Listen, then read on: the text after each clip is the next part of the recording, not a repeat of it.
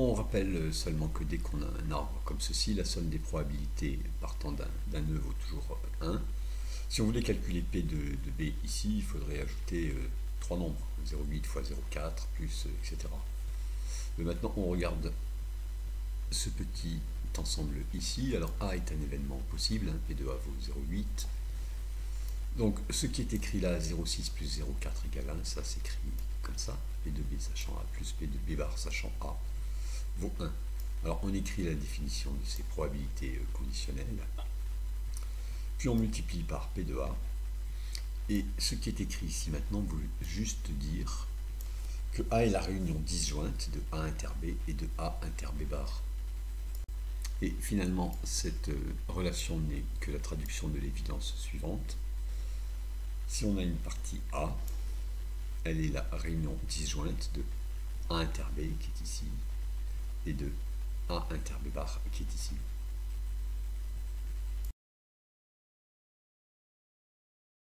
On rappelle le cadre de la loi binomiale, qui est la réalisation de n expériences à deux issues, dont une est appelée succès.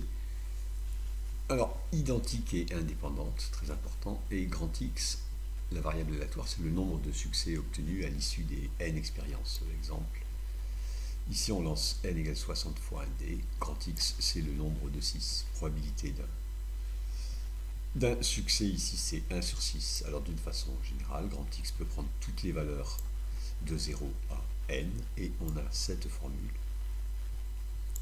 Le nombre ici, combinaison de k parmi n, peut être calculé à la machine, mais en général à la machine on calcule directement la probabilité qui est ici. Voilà, c'est ça la définition de la loi binomiale NP. Alors il faut retenir sa variance, mais surtout sûrement son espérance, qui dans le cas qui est donné ici vaut n fois p, ça fait ici 10. On a représenté grand X ici. On voit que la valeur la plus fréquente pour grand X, c'est grand X égale 10. Ça correspond à l'espérance, à la moyenne. C'est toujours, on ne le démontre pas, mais c'est toujours le cas à une unité près.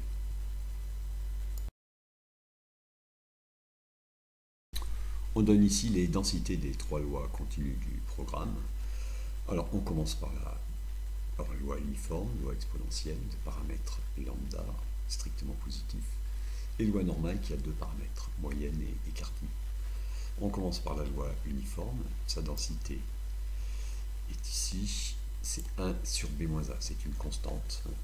Alors, il faut bien se dire que les aires sous les courbes valent toutes 1. Donc pour avoir ici une aire de 1, c'est 1 sur b-a, la valeur de la constante ici. Et on calcule facilement une probabilité avec la loi uniforme. Si on a C et D entre A et B, probabilité de X entre C et D, c'est D moins C sur B moins A. Alors, dans les trois cas, pour calculer une probabilité, on calcule une intégrale, l'intégrale de la densité. Ici, en fait, l'intégrale de la densité sur l'intervalle CD, ce n'est en fait qu'un quotient d'aire de rectangle. Donc, c'est assez facile.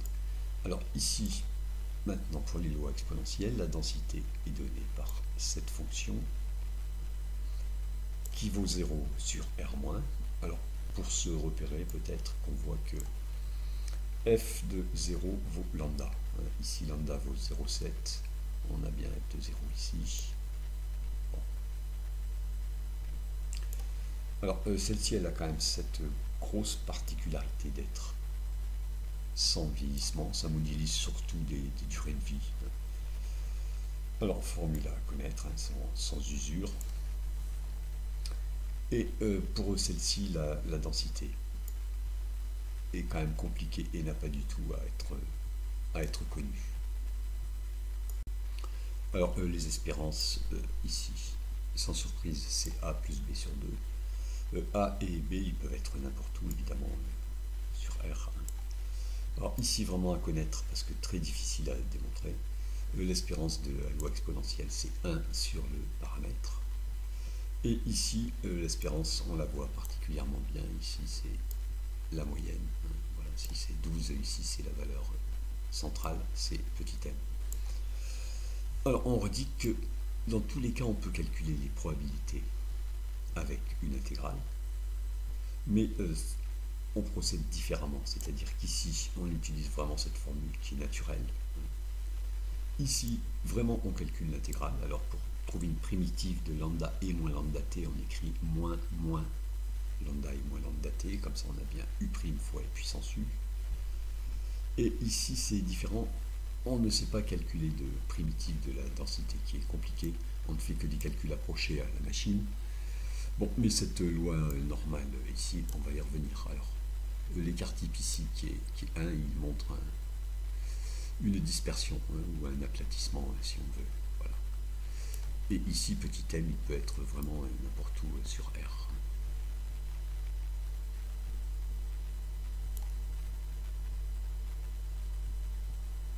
On parle maintenant uniquement de la loi normale. Alors elle a un cas particulier important, c'est la loi normale, dite standard parfois.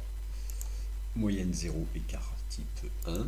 Alors elle est représentée ici, c'est ce qu'on obtient si on prend m égale 0 ici, et puis sigma égale 1. Voilà. Alors,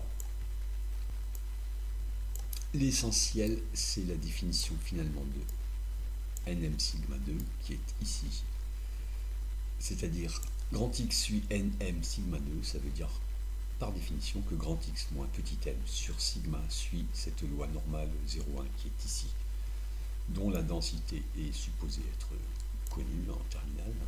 1 sur racine de 2pi et puissance moins x2 sur 2. Bon, c'est la fonction qu'on voit ici, dont on ne connaît pas de primitive. Calcul à la machine, on va voir ça après. 3 petits points. Ici, la densité compliquée, elle est de ce type, mais en bien pire, donc pas à savoir en terminale. Ici, l'écart type, c'est vraiment une mesure de la dispersion, c'est-à-dire que plus il est petit, plus la variable est concentrée autour de la moyenne. Et dernier point ici, ceci est assez logique, c'est-à-dire quand on a une variable qui a une moyenne petit m, si on soustrait petit m, on se retrouve avec une variable qui a une moyenne 0. Puis si on divise par l'écart type, on se retrouve avec un écart type de 1.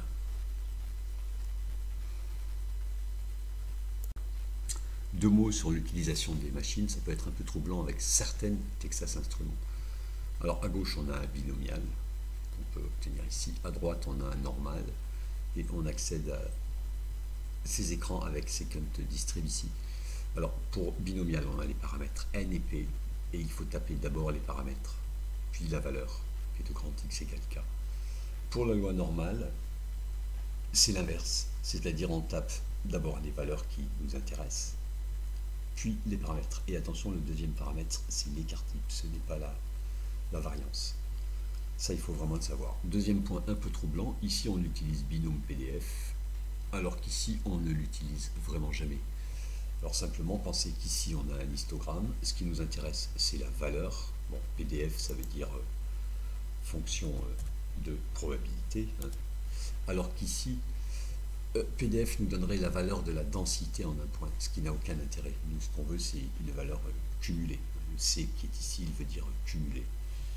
Peut-être sur votre machine, c'est rep ou autre chose. Ou cum. Ici, le CDF cumulé, ça donne P de grand X inférieur ou égal à AK. Et un point qu'on a sur les normales et pas sur les binomiales, c'est ce qui est ici. Voilà, si on tape inv norme a m sigma, on obtient ici le nombre C qui vérifie probabilité de grand X inférieur ou égal à C égale grand A. C'est une sorte d'inversion, si on veut, de la loi normale. Et ceci n'existe pas pour la loi binomiale.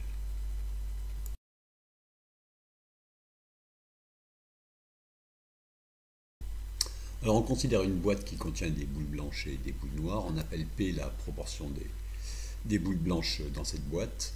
Dans un premier temps, on suppose qu'elle est connue et on réalise l'expérience. On prend une boule dans la boîte, on regarde sa couleur, puis on la remet dans la boîte. Alors on réalise n fois cette expérience et le résultat, on appelle ça un échantillon de taille n. N vaut au moins 30 pour que ce qui suit fonctionne.